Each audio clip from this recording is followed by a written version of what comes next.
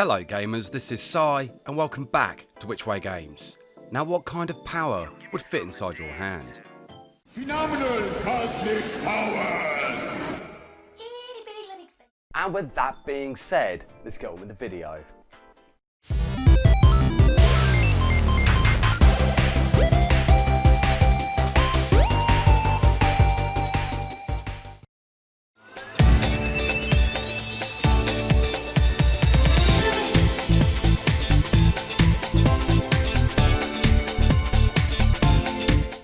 Now before I start, last time the cartoon guy had his own video on the legendary Thundercats, which did quite well, definitely one to check out.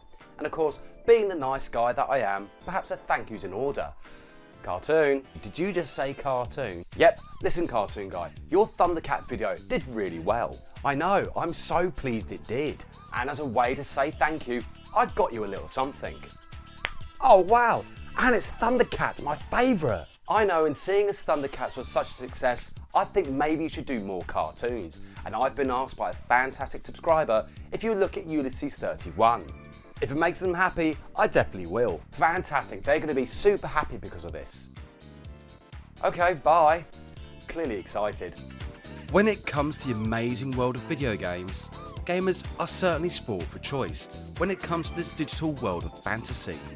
With some fantastic gaming systems over the years, such as the Sega Mega Drive, the Nintendo 64 and the Sony PlayStation. Some amazing consoles, each with their own exclusive games, which helped sell these digital boxes of fun. And as gamers are aware, there was a thing in the 90s called the console wars.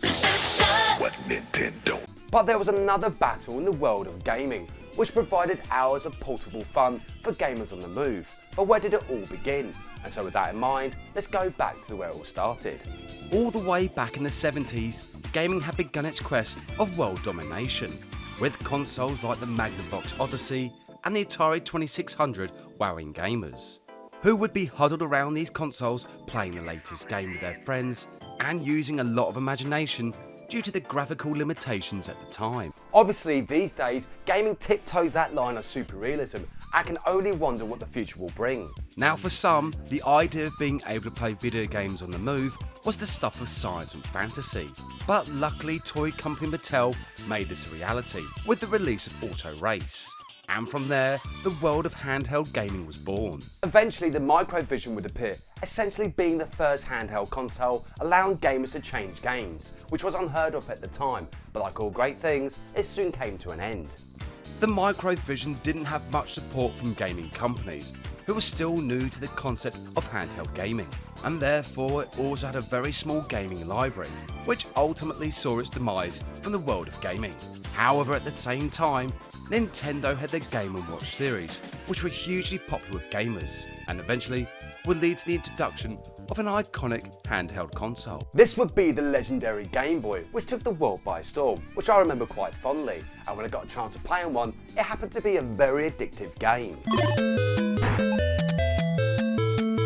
As the Game Boy became more and more popular, thanks to some of its exclusive games, such as Mario and Mega Man, it seemed to lead the way for a whole new wave of handheld consoles, such as the Atari Lynx, which had something that the Game Boy didn't.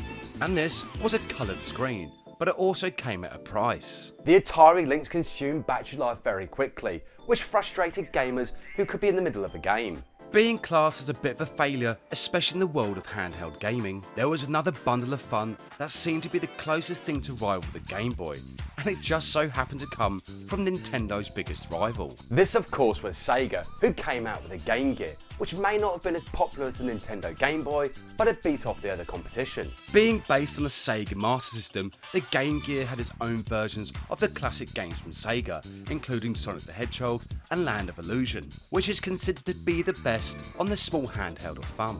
But with the Game Boy streaming ahead thanks to its simplicity, Sega had to come up with another handheld in the hopes of taking the crown away from Nintendo. And so Sega came up with a Sega Nomad, which was quite revolutionary for the time, being able to play all the Mega Drive games on the move. The Sega Nomad sadly couldn't quite knock Nintendo off the pedestal of kings of handheld gaming, but over the years has gained a bit of a following, with collectors seeking out this fun piece of gaming history. Now Nintendo got handheld gaming down to a fine art since the release of the original Game Boy, and eventually they will release more versions of the classic design. Now you're playing with power. Portable power. But when Pokemon was released, Nintendo completely dominated the world of handheld gaming.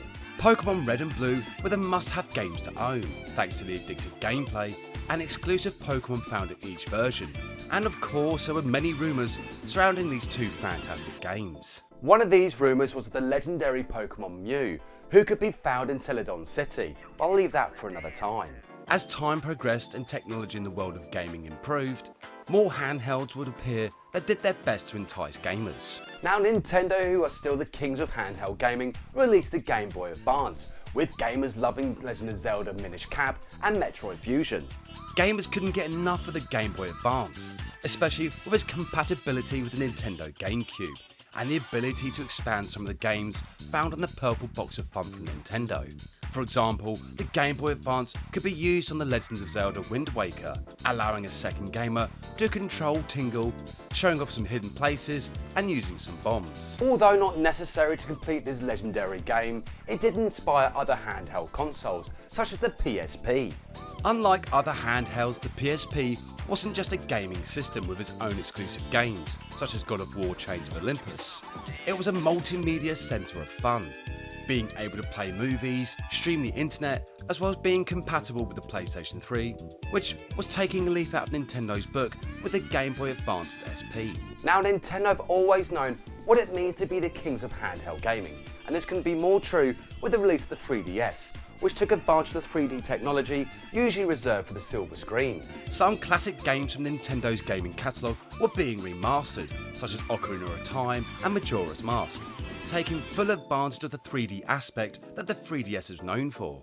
And it showed off how the world of Hyrule and Termina should have looked when first released. And of course, no Nintendo gaming system could be complete without the Mario Brothers making an appearance. The world of gaming has grown a lot since the 70s, and now once again thanks to Nintendo, gamers have the power of a games console in their hands. Combining handheld gaming with their latest console, the Nintendo Switch. A bit of a hybrid of both worlds, a great little system with some fantastic games. Overall, handheld gaming is a fantastic form of gaming, especially with its portable style of play, allowing gamers to game in all manner of places, as well as passing the time on long journeys and keeping boredom at bay. It'll be interesting to see what lays in store for handheld gaming and what the future will bring. Perhaps another system from Nintendo or even Sega will make a comeback with a long-awaited console, reigniting the console wars once again, but in a handheld form.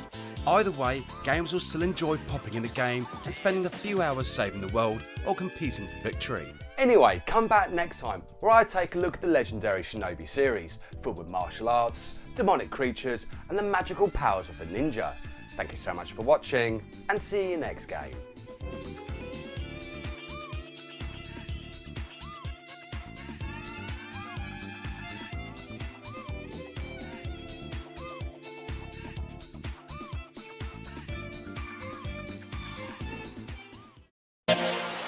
What?